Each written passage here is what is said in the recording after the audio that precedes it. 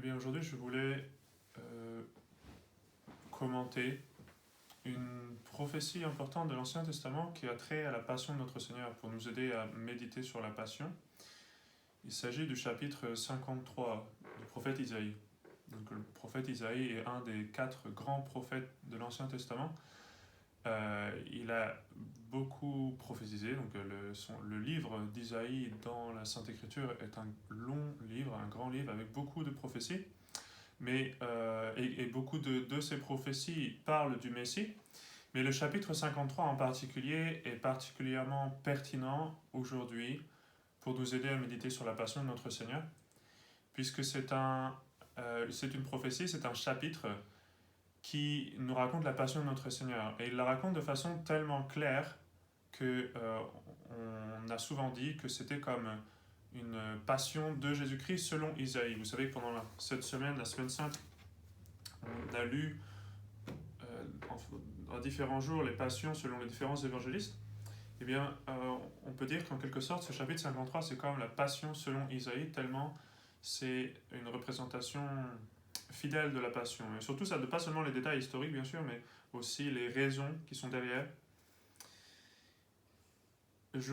Pour le commentaire, je me base en fait principalement du commentaire qui a été écrit par Cornelius à Lapide, Corneille de la Pierre, qui était un jésuite qui a fait une longue série de commentaires sur la Sainte Écriture et qui reprend beaucoup des pères de l'Église et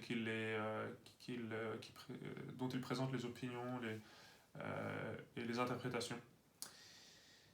Et lui, Corneille de la Pierre, dit que dans ce chapitre 53, on a vraiment l'impression que Isaïe agit plus en tant qu'évangéliste que prophète, tellement il est précis, et qu'il agit plus, qu'il raconte presque des faits qu'il aurait vus lui-même, plutôt que vraiment de donner une prophétie. Alors, avant de commencer à commenter, évidemment, je voulais d'abord le lire. C'est un chapitre qui était quand même assez court. Ça fait 12 versets, c'est divisé en 12 versets. Ça tient sur une page. Donc c'est un chapitre qui est assez court. Et je vais vous le lire. Qui a cru à ce que nous avons entendu? Et à qui le bras du Seigneur a-t-il été révélé? Il s'élèvera devant lui comme un arbrisseau et comme un rejeton qui sort d'une terre desséchée. Il n'a ni beauté ni éclat. Nous l'avons vu, et il n'avait pas d'apparence, et nous l'avons méconnu. Il était méprisé, le dernier des hommes, un homme de douleur, qui connaît la souffrance. Son visage était caché. Il était méprisé, et nous n'avons fait aucun cas de lui. Vraiment, il a porté nos langueurs, et il s'est chargé lui-même de nos douleurs. Et nous l'avons considéré comme un lépreux, et comme un homme frappé de Dieu et humilié. Et cependant, il a été blessé pour nos iniquités, il a été brisé pour nos crimes. Le châtiment qui nous procure la paix est tombé sur lui, et nous avons été guéris par ses meurtrissures.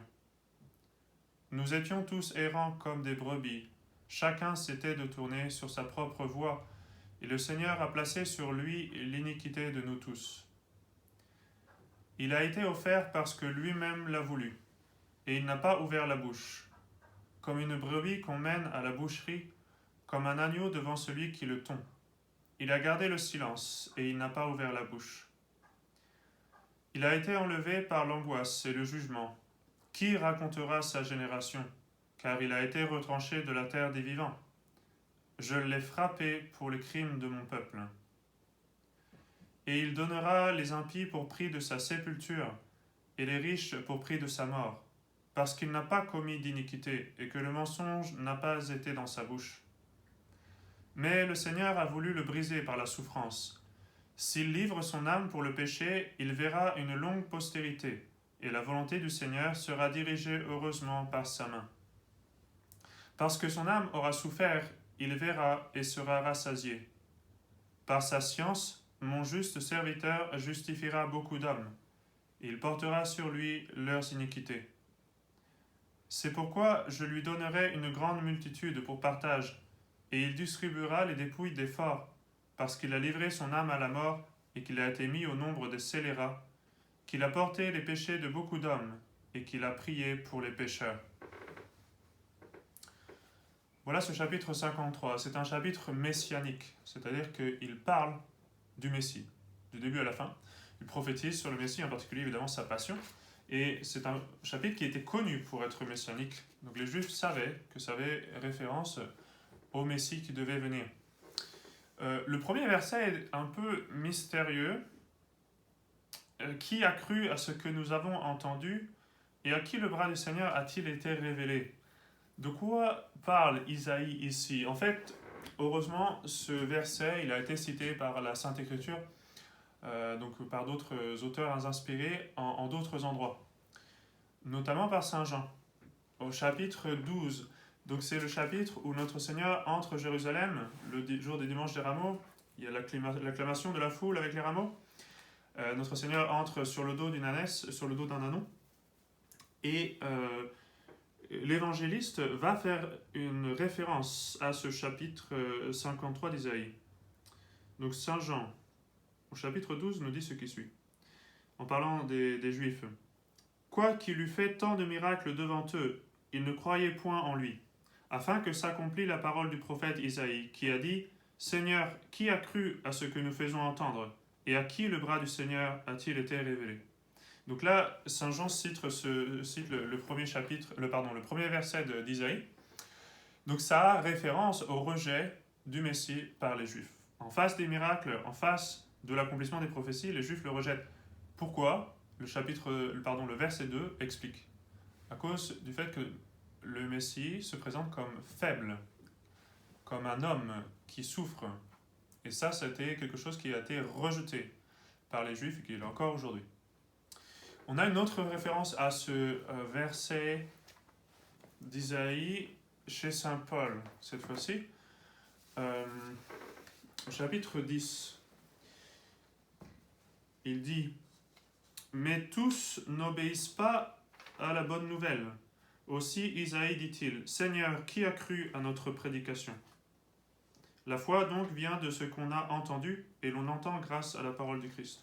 Donc là, lui aussi, il l'interprète dans le même sens, de ceux qui refusent de croire.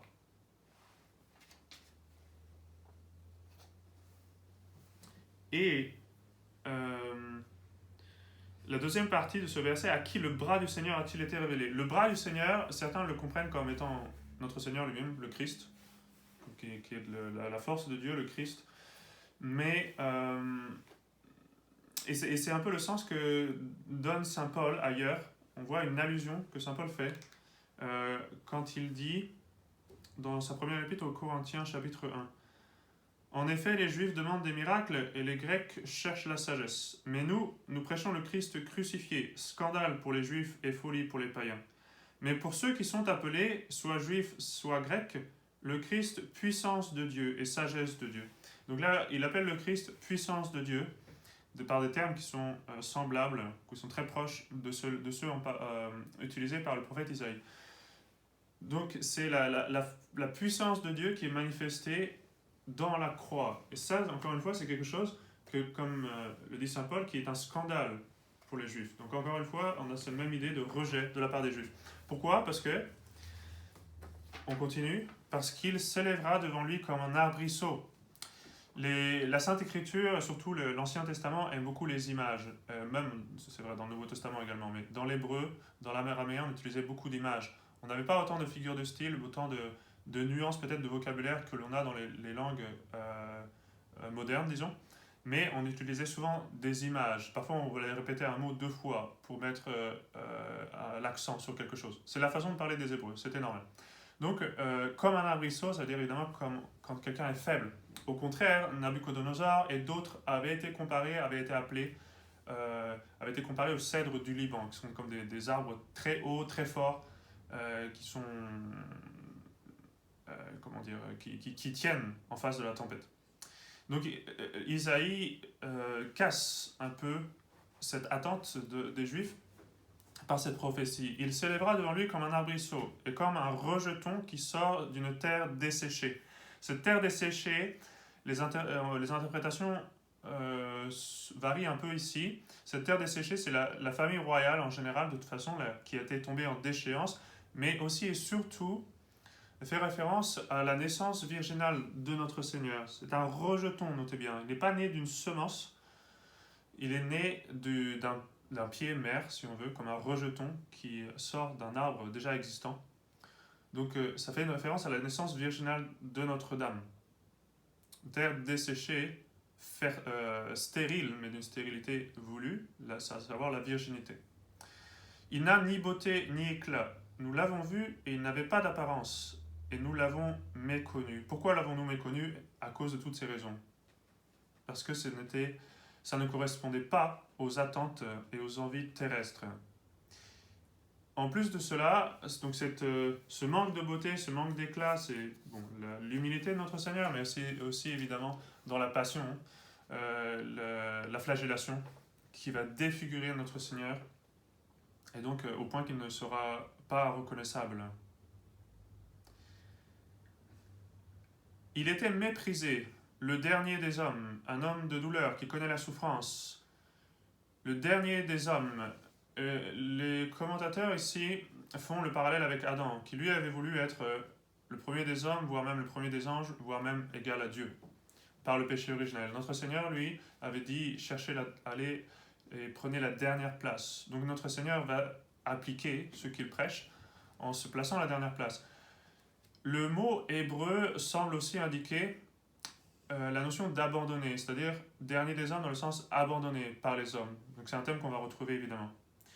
C'est un homme de douleur.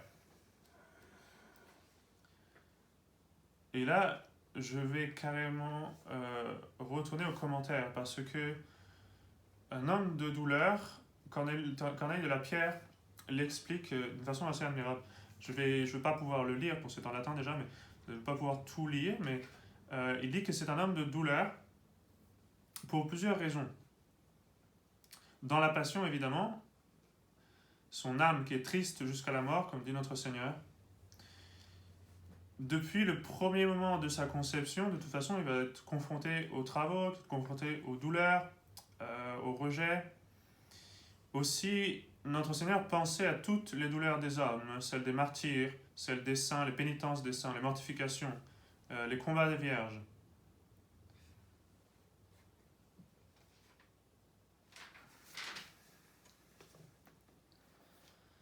Notre Seigneur aussi a souffert dans tous les sens. Bon, dans le toucher, c'est évident. Il a été flagellé, il a été crucifié avec des clous. Dans le goût, il a goûté au fel, au vinaigre. Dans l'odorat, puisqu'il a été crucifié sur le calvaire, c'est-à-dire c'est un endroit où il pouvait y avoir une mauvaise odeur due au cadavre de ceux qui avaient été tués plus tôt. L'ouïe de notre Seigneur est aussi mortifiée et douloureuse à cause de tous les blasphèmes, des moqueries que notre Seigneur peut entendre tout le temps. Et la même chose est vraie pour la vue, évidemment. Il peut voir ceux qui se moquent de lui, mais aussi, et surtout, il voit Notre-Dame, il voit sa Sainte Mère qui souffre, qui pleure, et cela augmente encore plus les souffrances de notre Seigneur. Il a souffert aussi dans tout son corps, donc de la plante des pieds jusqu'au sommet de la tête, partout. Il a souffert aussi de la part en toute chose, c'est-à-dire dans son corps, dans son âme, dans ses biens, dans sa réputation, dans son honneur.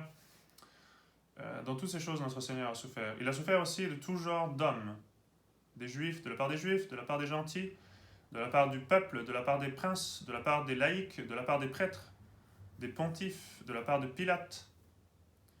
Il a même été trahi par Judas, donc un apôtre. Il a été nié par Saint Pierre, abandonné par d'autres apôtres. Et la présence de sa mère va comme doubler ses douleurs à cause de l'amour que notre Seigneur avait pour sa Sainte Mère et la douleur qu'il lui cause par cette passion.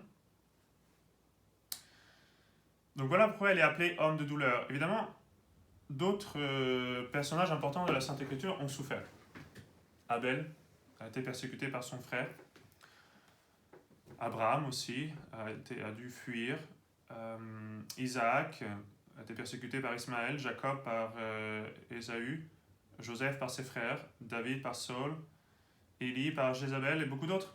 Mais notre Seigneur est vraiment l'homme des douleurs, par excellence, par antonomase, parce qu'il a connu tous les genres de douleurs. Il n'y a pas une chose que nous pouvons souffrir sur cette terre que notre Seigneur n'ait pas souffert au moins par équivalence. Il n'y a pas un genre de douleur inconnu de notre Seigneur.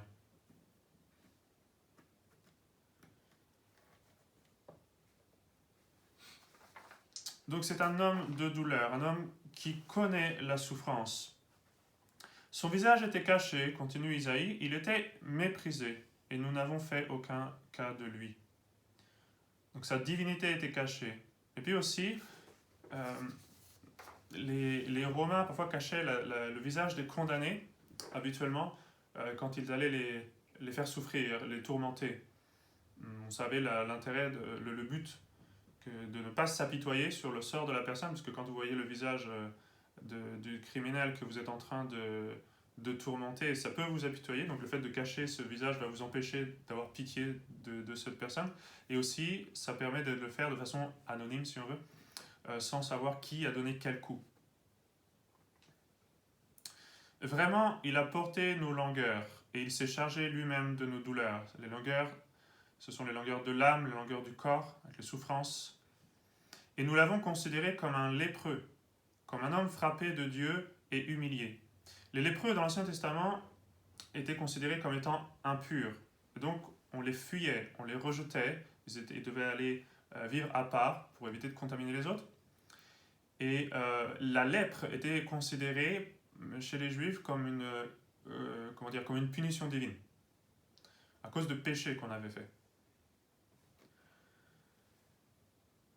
Et notre Seigneur, évidemment, était considéré comme tel, comme un homme frappé de Dieu et humilié.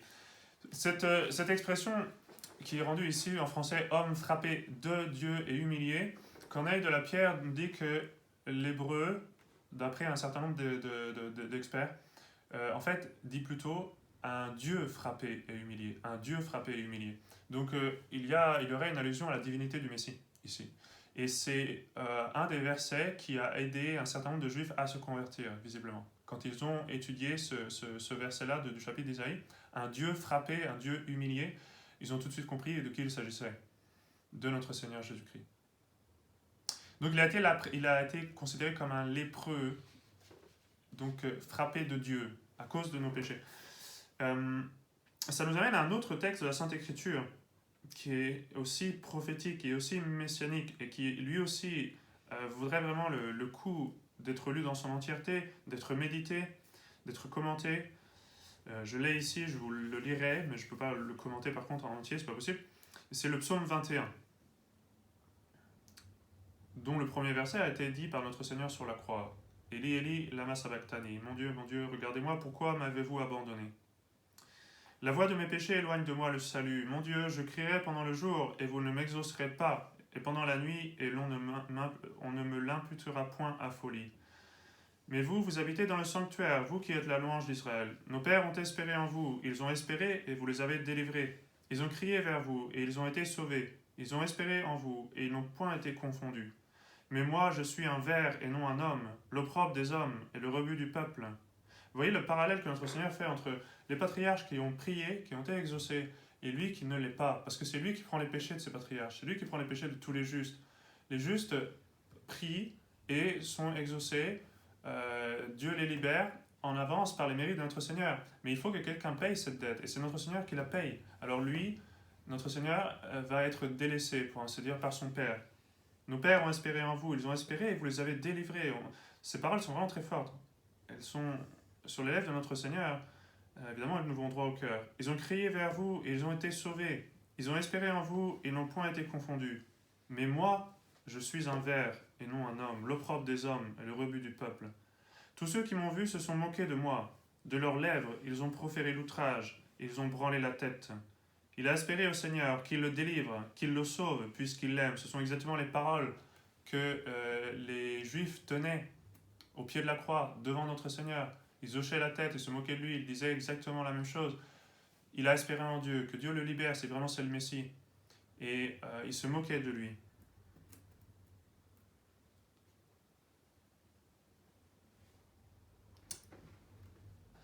Le prophète Isaïe continue. Et cependant, il a été blessé pour nos iniquités, il a été brisé pour nos crimes. Le châtiment qui nous procure la paix est tombé sur lui, et nous avons été guéris par ses meurtrissures. ces meurtrissures desquelles vont ruisseler le précieux sang que l'on retrouve dans les sacrements. Nous sommes sanctifiés par les sacrements.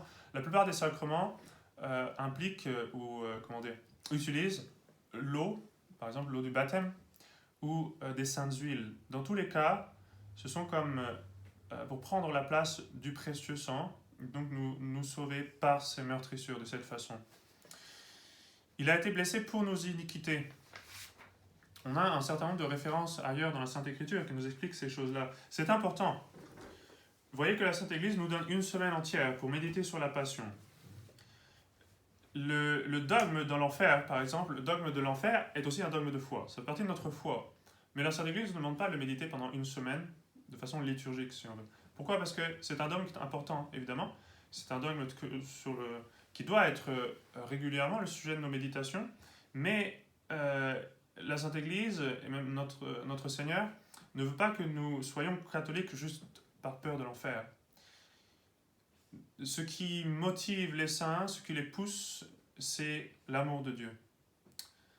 Et c'est le cas de Saint Paul, qui nous surprend avec tout ce qu'il a fait, toutes les souffrances qu'il a endurées, le zèle incroyable qu'il a démontré.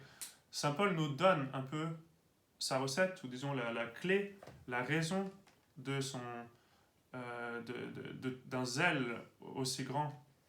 Dans l'Épître aux Galates, il dit « Et je vis, non ce n'est plus moi, mais c'est le Christ qui vit en moi. Et si je vis maintenant dans la chair, je vis dans la foi au Fils de Dieu, qui m'a aimé et qui s'est livré lui-même pour moi. » Là, on ressent un peu dans Saint Paul le motif qui est un peu derrière tout ça. Il m'a aimé, il s'est livré lui-même pour moi. C'est ça qui va vraiment renverser Saint Paul, qui va le brûler d'amour de Dieu, qui va le faire courir des courses incroyables dans tout le monde romain pour prêcher l'évangile.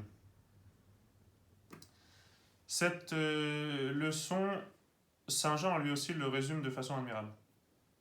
Dans sa première épître, il dit « L'amour consiste en ce que ce n'est pas nous qui avons aimé Dieu, mais que c'est lui qui nous a aimés le premier, et qui a envoyé son Fils comme une propitiation pour nos péchés. » La méditation sur la passion, évidemment, c'est comme mettre de l'essence dans son moteur, le moteur de la vie spirituelle. Parce que ça nous fait réaliser l'amour de Dieu pour nous. Quand on voit tout ce qu'il a souffert, le bon Dieu n'était pas obligé de nous sauver. Il aurait pu nous laisser aller en enfer, et ça n'aurait pas été contre sa justice. Si le bon Dieu nous a sauvés, s'il a fait tout cela, s'il a souffert tout cela, c'est uniquement parce qu'il nous aimait. Donc, méditer sur la passion, ça nous fait réaliser l'amour incroyable de notre Seigneur pour nous, et du coup, nécessairement, de notre côté, va grandir aussi notre amour pour Dieu. D'où l'importance de méditer souvent sur la passion, de méditer sur les raisons de la passion, à savoir cet amour de Dieu.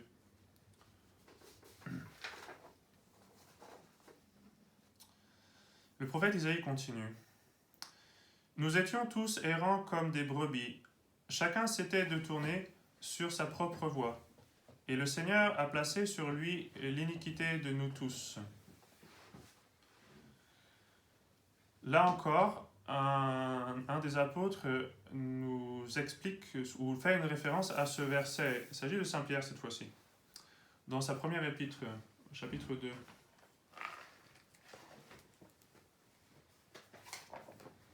Au verset 25, il dit « Car vous étiez comme des brebis errantes, mais vous êtes retournés maintenant au pasteur et au gardien de vos âmes. »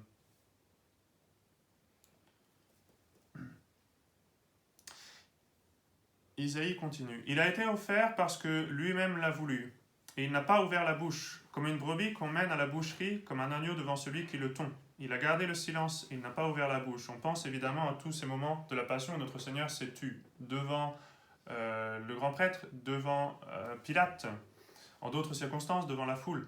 Notre Seigneur n'a dit que ce qu'il devait dire. Il l'a dit avec modération, il l'a dit avec modestie. Là aussi, Saint Pierre nous donne une référence à cela. Lui qui n'a pas commis de péché, et dans la bouche duquel ne s'est pas trouvé de fraude. Lui qui, injurié, ne rendait point d'injure, et maltraité, ne faisait point de menaces, mais se livrait à celui qui le jugeait injustement. Corneille de la Pierre donne un certain nombre de citations de philosophes, même de Mohammed, j'ai vu ça, il donne une citation du Coran, et d'autres personnages importants, disons, dans l'histoire, des gens qui ont marqué l'histoire. Et il montre que tout le monde apprend à haïr les ennemis, ou disons, dit que la haine des ennemis est justifiée, tandis que notre Seigneur, lui, se tait et puis prie pour les pécheurs. Donc ça, c'est évidemment quelque chose de très frappant, notre Seigneur se démarque de cette façon des philosophes et de tous les autres gens qui ont eu une certaine importance dans l'histoire par leur doctrine. Il a été offert parce que lui-même l'a voulu. On pense évidemment à ce qu'avait dit notre Seigneur. On pense aussi au moment où notre Seigneur s'échappe, pour ainsi dire, fuit, et que les Juifs n'arrivent pas à mettre la main sur lui. Pourquoi ? Parce que son heure n'était pas venue. Dans l'Évangile selon saint Jean, au chapitre 10, notre Seigneur avait dit ceci. « C'est pour cela que le Père m'aime, parce que je donne ma vie pour la reprendre de nouveau. Personne ne me l'ôte, mais je la donne de moi-même. J'ai le pouvoir de la donner et j'ai le pouvoir de la reprendre. » Donc notre Seigneur, quand il meurt parce qu'il le veut. Et le centurion l'a remarqué. Le soldat romain qui était là l'a remarqué. Si vous vous rappelez, quand on lit l'Évangile, on voit que notre Seigneur meurt et tout de suite le centurion s'exclame « Ah, celui-ci vraiment était le Fils de Dieu ». Mais alors quand vous lisez l'Évangile de la Passion, vous dites « Qu'est-ce qui vient de se passer ? Notre Seigneur vient tout juste de mourir ». Puis le centurion, tout d'un coup, réalise que c'est le Fils de Dieu. C'est parce que notre Seigneur meurt après avoir laissé échapper un grand cri. Et ce centurion romain, professionnel qu'il était de son métier, des crucifixions en particulier, savait que c'était absolument impossible. Que quand on est crucifié, on n'est même pas capable de parler. Encore moins de crier d'un grand cri, de dire « Père, je remets mon âme entre vos mains ». Donc notre Seigneur, par cela, veut prouver que c'est lui qui donne sa vie, librement. Le prophète Isaïe continue. « Il a été enlevé par l'angoisse et le jugement. Qui racontera sa génération ? Car il a été retranché de la terre des vivants. Je l'ai frappé pour les crimes de mon peuple. » Qui racontera sa génération ? Ce verset d'Isaïe nous parle de la génération ineffable du Christ. Que ce soit la génération divine, puisqu'il est engendré par Dieu, le Père, de toute éternité, ou bien même sa génération humaine, temporelle, parce qu'il est né d'une vierge. Donc ce verset, je me rappelle au séminaire, dans l'étude des preuves, disons, bibliques de la génération éternelle du Verbe, ce verset est toujours utilisé en référence pour cela. Je l'ai frappé pour les crimes de mon peuple. On retrouve la même chose, le même thème qui nous était déjà venu avant.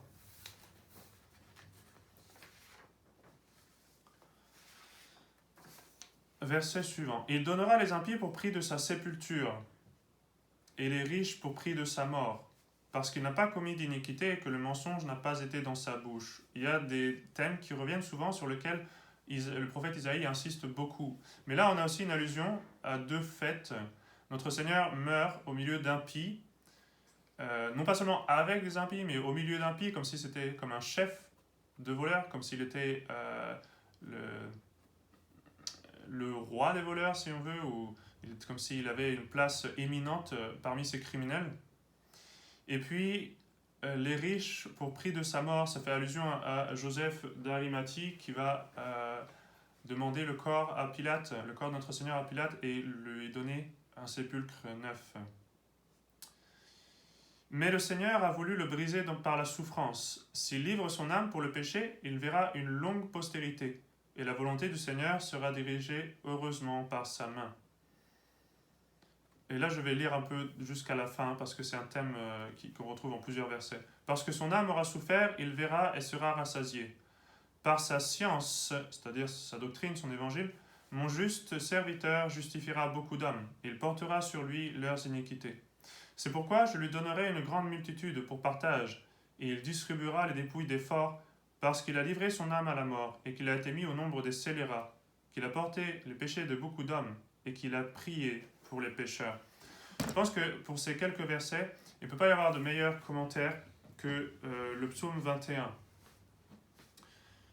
Parce que le psaume 21 suit un ordre un peu similaire, un peu semblable, avec donc la prière de notre Seigneur qui est délaissé de son Père, qui est délaissé des hommes, qui souffre. Et puis à la fin, le psaume 21 lui aussi termine par un certain nombre de versets joyeux, plutôt positifs. Donc après les premiers versets du psaume 21 que j'avais lus, qui étaient comme un cri de notre Seigneur à son Père, en lui disant que les patriarches avaient prié et avaient été exaucés, mais que lui ne l'est pas, notre Seigneur se confie quand même dans son Père. Voici ce qu'il dit. Oui, c'est vous qui m'avez tiré du ventre de ma mère. Vous êtes mon espérance depuis le temps où je suçais ses mamelles. Au sortir de son sein, j'ai été jeté sur vos genoux. Depuis que j'ai quitté ses entrailles, c'est vous qui êtes mon Dieu. Ne vous retirez pas de moi, car la tentation est proche et il n'y a personne qui me secourt. Des jeunes taureaux nombreux m'ont environné, des taureaux gras m'ont assiégé, en faisant allusion à ceux qui le maltraitent. Ils ont ouvert leur bouche sur moi, comme un lion ravisseur et rugissant. Je me suis répandu comme l'eau, et tous mes os se sont disloqués, puisqu'on avait dû tirer sur les membres de notre Seigneur pour le crucifier. Mon cœur est devenu comme de la cire fondue au milieu de mes entrailles, quelque chose qui arrive lors de la crucifixion. Ma force s'est desséchée comme un tesson et ma langue s'est attachée à mon palais. Là aussi, c'est dû à la crucifixion, la soif extrême que provoque la crucifixion. Et vous m'avez conduit à la poussière du tombeau. Car des chiens nombreux m'ont environné, une bande de scélérats m'a assiégé. Ils ont percé mes mains et mes pieds, et ils ont compté tous mes os. Ils m'ont considéré et contemplé. Ils se sont partagés mes vêtements, ils ont jeté le sort sur ma tunique. Mais vous, Seigneur, n'éloignez pas de moi votre secours, prenez soin de ma défense. Délivrez, ô Dieu, mon âme du glaive et mon unique du pouvoir du chien. Sauvez-moi de la gueule du lion et sauvez ma faiblesse des cornes des licornes. Tous ces versets s'accomplissaient devant notre Seigneur, les Juifs pouvaient le savoir. Et pourtant, notre Seigneur, quand il dit ces paroles, Eli, Eli, lama sabachthani, les princes des prêtres, les scribes qui étaient là, connaissaient bien le psaume 21, auraient dû réaliser qu'ils étaient du mauvais côté, que ce psaume 21 était maintenant accompli à la lettre. Il y avait les Romains qui étaient en train de se partager les vêtements de notre Seigneur, qui étaient en train de jeter le sort pour savoir qui aurait la tunique de notre Seigneur. Eux étaient là en train de se moquer de notre Seigneur en disant il s'est confié en Dieu, que Dieu le sauve, puisqu'il l'aime. Ils ont percé les mains et les pieds de notre Seigneur. Tous ces versets sont accomplis à la lettre, à la perfection. Et pourtant, ils ne vont pas réagir, ils ne vont pas se convertir. Mais ce psaume, comme je le disais, va lui aussi terminer par un certain nombre de versets plus positifs, disons, à cause des fruits de la rédemption. Et donc, pour finir, je vais lire ces versets qui font une référence évidemment à l'Église, à tous ceux qui vont se convertir, à tous ceux qui vont devenir saints. Et c'est à nous d'en faire partie, en méditant justement sur la passion de notre Seigneur. Le psaume continue donc cette prière de notre Seigneur. J'annoncerai votre nom à mes frères, je vous louerai au milieu de l'assemblée. Vous qui craignez le Seigneur, louez-le, toute la race de Jacob, glorifiez-le. Que toute la race d'Israël le craigne, parce qu'il n'a pas méprisé ni dédaigné la supplication du pauvre, et qu'il n'a point détourné de moi son visage, mais qu'il m'a exaucé lorsque je criais vers lui, à savoir après sa mort.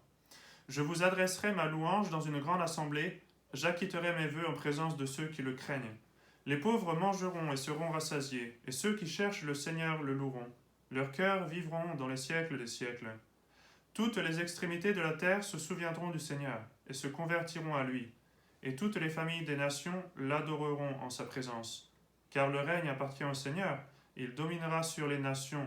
Donc là, on a prophétisé la conversion des gentils. Tous les riches de la terre ont mangé et adoré. Tous ceux qui descendent dans la terre se prosterneront devant lui. Et mon âme vivra pour lui, et ma race le servira. La postérité qui doit venir sera annoncée au Seigneur, et les cieux annonceront sa justice au peuple qui doit naître, que le Seigneur a fait. Il parle dans ce dernier verset de la Sainte Église, évidemment, dont nous faisons partie. À nous donc de méditer ces textes de la Sainte Écriture qui nous racontent de façon vraiment étonnante les moindres détails de la Passion, mais qui aussi nous donnent la raison derrière. Et donc Ce sont des sujets vraiment très appropriés pour la méditation, parce qu'on n'a pas seulement un détail historique, mais on a aussi les motifs. Quand Isaïe nous dit il a porté nos longueurs, il a été brisé pour nos crimes. Ça, ce sont des versets sur lesquels nous devons méditer quand nous voyons notre Seigneur souffrir le vendredi saint. Alors à nous d'en profiter, à nous de méditer de ces versets, ces chapitres, afin de pouvoir aussi jouir des derniers versets, à savoir notre conversion, notre salut, qui réjouira notre Seigneur.